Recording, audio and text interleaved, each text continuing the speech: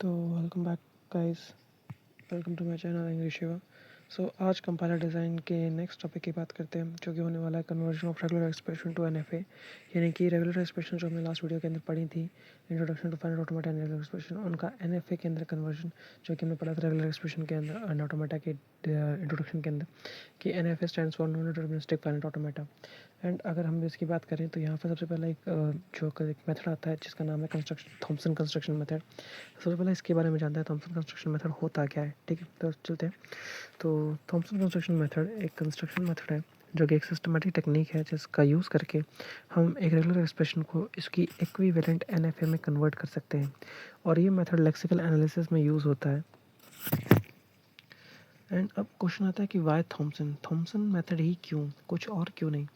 तो इसके लिए कुछ प्रॉब्लम्स हैं जो यहाँ स्टेटेड है, जैसे कि रेगुलर एक्सप्रेशन डायरेक्ट एग्जीक्यूट नहीं हो सकती, लेक्सिकल एनालाइजर को ऑटोमेटन चाहिए होता है, and DFA banana directly compiler complex होता है। ये कुछ 3 पॉइंट्स हैं जो मेजर प्रॉब्लम्स है जिनकी वजह से थॉमसन कंस्ट्रक्शन मेथड का इन्वेंशन या यूँ कह लीजिए कि उसको इंट्रोडक्शन हुआ। एंड इसको इन प्रॉब्लम्स को जो सॉल्व करता है वो है हमारा थॉमसन कंस्ट्रक्शन मेथड। तो ये कुछ इस तरीके से सॉल्व करता है कि सबसे पहले रेगुलर एक्सप्रेशन को एनएफए में कन्वर्ट करेगा एंड देन एनएफए को डीएफए में कन्वर्ट करेगा। तो ऐसे क्या होता है, काम बहुत ही ईजिली और जल्दी हो जाता है। अगर आप बात करें इन शॉर्ट कि थॉमसन कंस्ट्रक्शन मेथड क्या है, हम इसे किस तरीके से डिफाइन कर सकते हैं। ये कुछ ऐसा है, Thompson construction method is a technique use to convert a regular expression into an equivalent NFA epsilon transition, mainly for implementing lexical analyzer in compiler design. CD stands for compiler design। यहाँ पे मैंने shortcut short method लिखा है, मैंने short name लिखा है उसका, जो कि मैंने ही बनाई है, मे भी और भी लोग यूज़ कर सकते हैं, यूज़ करते ही होंगे इसे। थॉमसन कंस्ट्रक्शन मेथड क्या है, ये एक ऐसी टेक्निक है जिसका यूज़ करके हम रेगुलर एक्सप्रेशंस को एनएफए में कन्वर्ट करते हैं using epsilon transitions. Epsilon transitions का मतलब क्या है कि एम्प्टी सेट ऑफ ट्रांजिशंस भी हम यूज़ कर सकते हैं इसके अंदर, mainly for implementing lexical analysers. Mainly जो हम इम्प्लीमेंट कर रहे हैं होते हैं लेक्सिकल एनालाइजर्स को कंपाइलर डिज़ाइन के अंदर, उस समय में हम थॉमसन कंस्ट्रक्शन मेथड को यूज़ करते हैं। Now back to the topic कि हम जो पढ़ने वाले थे conversion of regular expression to NFA. Basic idea क्या है, बेसिक आइडिया है कि रेगुलर एक्सप्रेशन को एनएफए में कन्वर्ट करना। ठीक है, देन उसके बाद आता है थॉमसन कंस्ट्रक्शन मेथड यूज़ होता है। ठीक है, इसका मतलब क्या है, रेगुलर एक्सप्रेशन को एनएफए में कन्वर्ट करने के लिए हम थॉमसन कंस्ट्रक्शन मेथड का यूज़ करते हैं। देन अगर कुछ फीचर्स की बात की जाए थॉमसन कंस्ट्रक्शन मेथड की, तो वो कुछ ऐसा है कि ये जो मेथड है ये बहुत ही सिंपल और सिस्टमैटिक है, जैसे कि हमने पढ़ाई था। देन उसके बाद एप्सिलॉन ट्रांजिशंस इसके अंदर अलाउड होती है, यानी कि एम्प्टी सेट ट्रांजिशंस जो है वो अलाउड होती हैं। हर रेगुलर एक्सप्रेशन के लिए एक्विवेलेंट एनएफए बनता है, यानी कि हर रेगुलर एक्सप्रेशन के लिए एक उसका equivalent non deterministic finite automata create होगा ही होगा, चाहे वो कोई भी रेगुलर एक्सप्रेशन क्यों ना हो।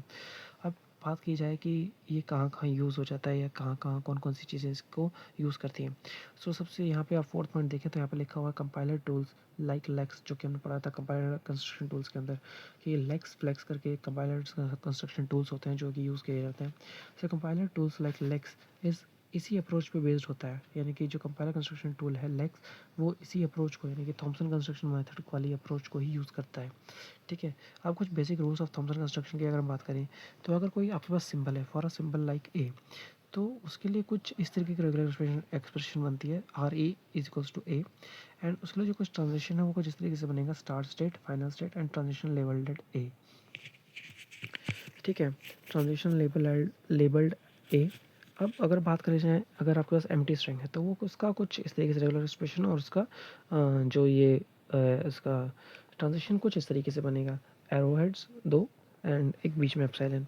And same for goes for the diagram for any symbol. और अगर हम बात करें नेक्स्ट पर, जो थर्ड रूल है वो कहता है कि यूनियन और अगर लगा हुआ है किसी भी दो सिम्बल्स के बीच में, तो हम उसे किस तरीके से बनाएंगे। तो वो कुछ इस तरीके से बनेगा, आप देख सकते हैं, epsilon and then goes to A, then goes to epsilon and then again this method goes for B as well. अब यहाँ पे अगर हम देखें तो new start and final states added, यानी कि एक नया स्टार्ट जो कि आप देख सकते हैं बी के लिए बना है, और फाइनल स्टेट्स जो है ऐड कर दी गई हैं इसके अंदर।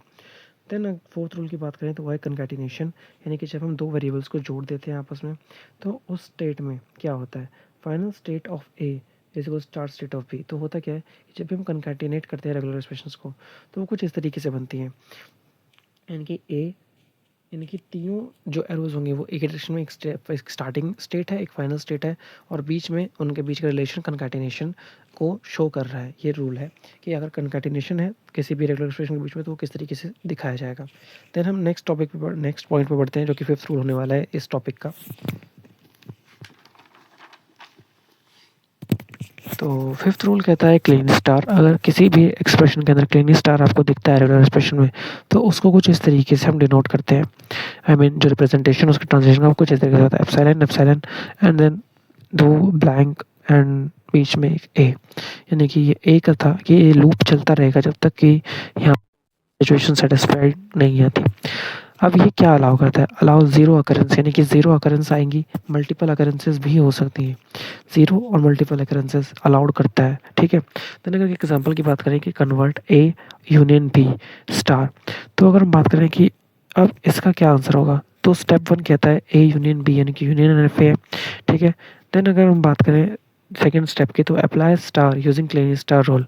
क्लीन स्टार रूल का यूज़ करके हम स्टार की वैल्यू जो है उसके हिसाब से लगा के, और फाइनल एनएफए जो एक्सेप्ट होगी वो कुछ ऐसी होगी. आप देख सकते हैं यहाँ पे है epsilon A B, A single B single, A B एक साथ कंकैटिनेट करके, देन बी ए कंकैटिनेशन के साथ, देन ए बी कंकैटिनेशन है, देन उसके बाद सो ऑन चलता रहेगा. देन अगर हम कुछ एग्जाम पॉइंट्स की बात करें जो कि बहुत ही ज़्यादा इम्पॉर्टेंट है हमारे लिए, तो वो कुछ ऐसा होगा. ईच ऑपरेटर, हर एक ऑपरेटर की कुछ फिक्स्ड कंस्ट्रक्शन रूल्स होते हैं.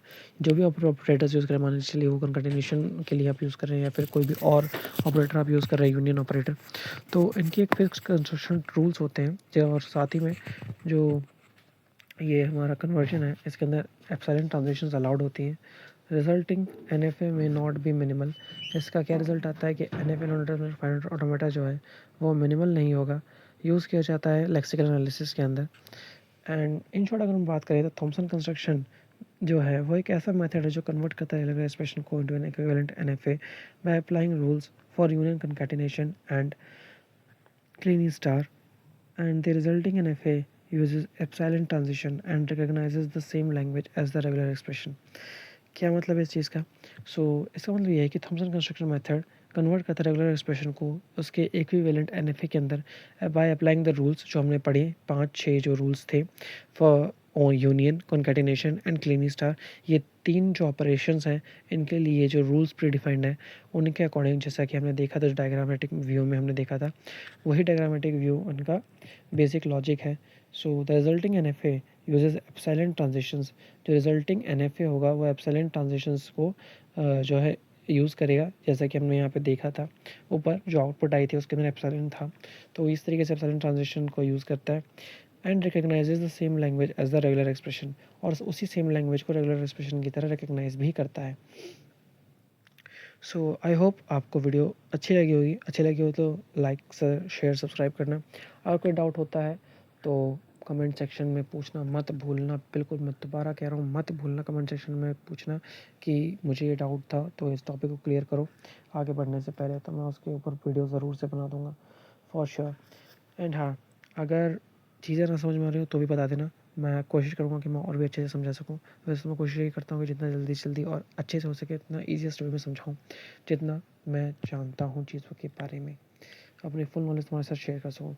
अब एक ट्रिक की बात करें कि इन रूल्स को याद करने की ट्रिक क्या है, तो वो कुछ ऐसी है. Symbol to union to concatenation to star. आपको SUCS करके सक्स एक आप शॉर्ट फॉर्म बना सकते हैं इसकी, SUCS. तो अब आप इसको याद रख सकते हैं कि सबसे पहले S for symbol, union, concatenation and last one is star. इस तरीके से आप इसे याद कर सकते हैं. Thank you for watching guys. Love you all. Till then stay safe and stay supporting for each and everyone. Thank you. Bye bye.